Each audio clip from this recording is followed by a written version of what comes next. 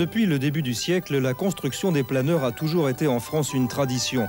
Jusqu'au début des années 60, 4 gros constructeurs se partageaient le marché national. Mais très rapidement, les constructeurs allemands ont imposé leurs produits en France, à tel point qu'une seule société française a pu survivre, Centrair.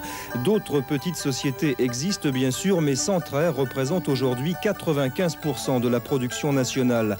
Une situation appréciable que l'entreprise a su préserver malgré les difficultés économiques, grâce à la fiabilité de ses planeurs, le Marianne et le Pégase. Il en existe aujourd'hui dans le monde quelques 400 exemplaires. La conception des planeurs est réalisée à Chauvigny, dans la Vienne, en collaboration avec plusieurs bureaux d'études, dont celui de Breguet Dassault. C'est à Chauvigny que les ingénieurs de Centrair dessinent en ce moment les plans de l'étalon, le planeur de l'an 2000, un projet pour l'instant top secret. L'usine de Chauvigny est chargée de la fabrication des différents éléments qui vont constituer le planeur. Les ailes et les deux parties du fuselage sont moulées en matériaux composites, un matériau à base de tissu de verre, de résine époxy et de mousse PVC.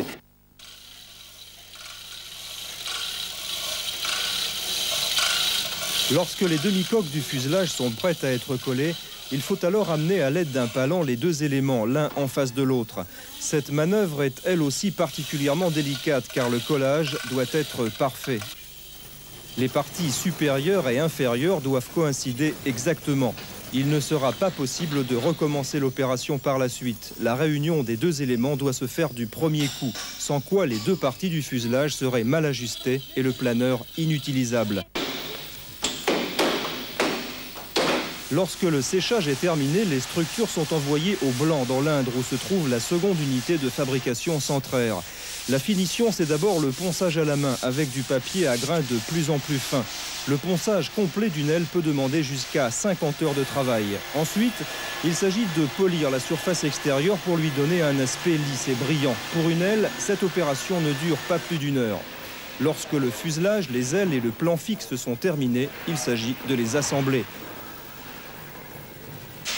Première étape, la mise en place de l'électronique, la radio, les instruments de bord et en option un ordinateur miniature. Ces différents éléments sont installés juste avant l'assemblage final.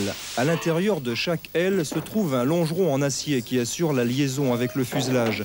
À ce stade ultime, 1000 heures de travail auront été nécessaires à la fabrication de ce planeur.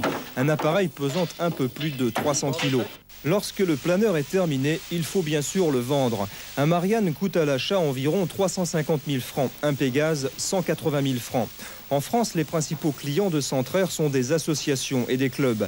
Les appareils sont acquis grâce à des fonds de financement et des aides allouées par les pouvoirs publics. Autre client important de Centrair, la Défense nationale qui utilise les planeurs pour la formation des pilotes militaires. Enfin, quelques privilégiés, fortunés, achètent parfois un Marianne ou un Pégase. En 87, une cinquantaine d'appareils sont sortis des ateliers de Centrair. L'entreprise écoule 80% de sa production en France. Le reste part à l'exportation, principalement en Angleterre, en Suède et en Suisse. Avec la baisse du dollar, les États-Unis sont devenus un marché plus difficile. Mais le véritable bastion que Centrair souhaite attaquer, c'est le marché allemand. Il est vrai qu'en 1992, le marché unique européen sera une réalité.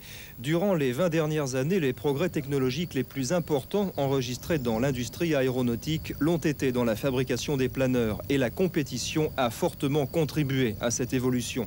Surtout en RFA, où le sport et l'industrie s'aident mutuellement.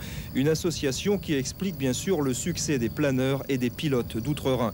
La direction de Centrair est consciente de la formidable puissance de l'industrie aéronautique allemande. Pour pouvoir résister à cette pression et aborder sereinement l'échéance de 92, les bureaux d'études de l'entreprise travaillent en ce moment à la conception d'un nouvel appareil, l'étalon, un planeur de compétition.